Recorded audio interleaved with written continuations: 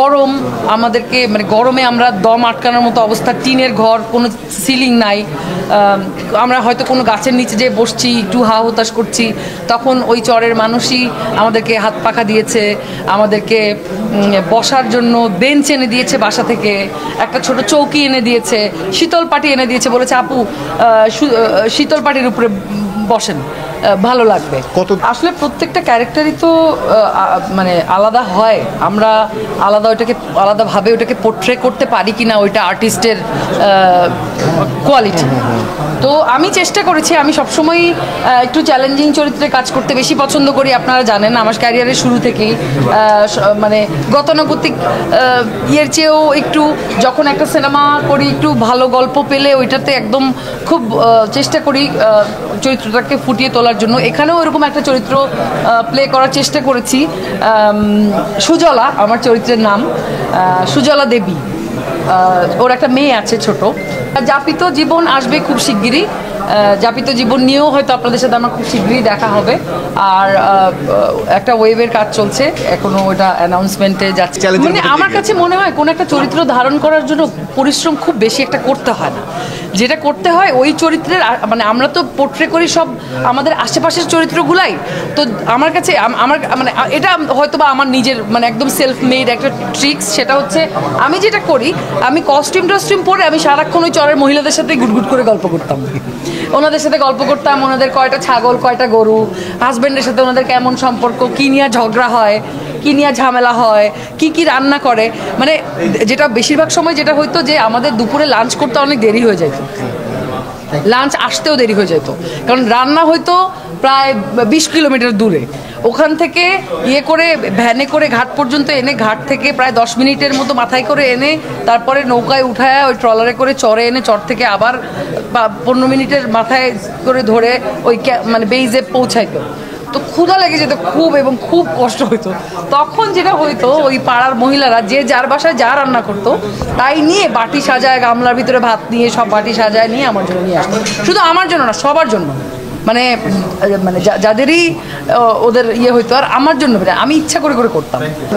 ঝামেলা ছিল, সব ঝামেলা, তার মধ্যে আবার এটার সেন্সরে দেওয়ার পরে দেশে একটা ভয়াবহ এক ধরনের অস্থিরতা তৈরি হয়েছে। তো আমরা খুবই ভয়ে ছিলাম যে এই অনিশ্চয়তার মধ্যে আমাদের সিনেমাটা আসলে আমরা সেন্সর পাবো কি না। কিন্তু নতুন কমিটি যখন এলো, সাথে সাথে ওনারা নয় মানুষ দেখে সেন্সরে আরও অনেকগুলো ছবি জমা পড়েছিল, নয় মানুষ দেখে সবাই খুবই পছন্দ করেছিল, এবং আমাকে অনেকেই ওখান থেকে জুরি বোর্ড থেকে ফোন করে আমাকে কংগ্রাচুলেট করেছে যে আমি খুব ভালো হয়েছে ছবি। ফাইনালি ছবিটা রিলিজ হচ্ছে ডিসেম্বরের 6 তারিখে, এবং যেই কারণে আজকে আমি আপনাদের সবার সামনে কথা বলছি। তো মানে এটা এক ধরনের, আমি জানি না এটা খুব বেশি শোনাবে হয়তো, অনেকদিন পর একটা ছবিতে কাজ করা, এত সিগনিফিক্যান্ট একটা চরিত্রে আমি অনেক ইমোশনাল এই ছবিটা নিয়ে, কারণ ছবিটার সাথে এত বেশি অ্যাটাচ হয়ে গেছি, মানে ছবিটা শুটিং থেকে শুরু করে আজকে রিলিজ পর্যন্ত, এবং অ্যাটাচ হতে হয়েছে কারণ আমাদের যিনি পরিচালক সোহেল রানা বয়াতি, উনি আষ্টে পৃষ্ঠে একদম, আমরা যারা টেকনিক্যাল ক্রু থেকে শুরু করে আর্টিস্ট, প্রত্যেকটা আর্টিস্টের সাথে এক ধরনের অল জার্নিতে ও কানেক্টেড ছিল, এবং আমরা খুবই ইমোশনালি কানেক্টেড এই সিনেমাটা নিয়ে, এবং খুবই আশার কথা যে সিনেমাটা ফাইনালি রিলিজ হচ্ছে। এবং আমি খুবই আশাবাদী সিনেমাটা নিয়ে, কারণ এই সময়ে একটু স্বস্তির নিঃশ্বাস ফেলবে মানুষ সিনেমাটা দেখে, এক ধরনের ওই স্বস্তিটা ফিল হবে চোখে দেখে। ইমোশনাল হওয়াটার কারণ সিনেমা নিয়ে তো স্ট্রাগল করতেই হয়েছে।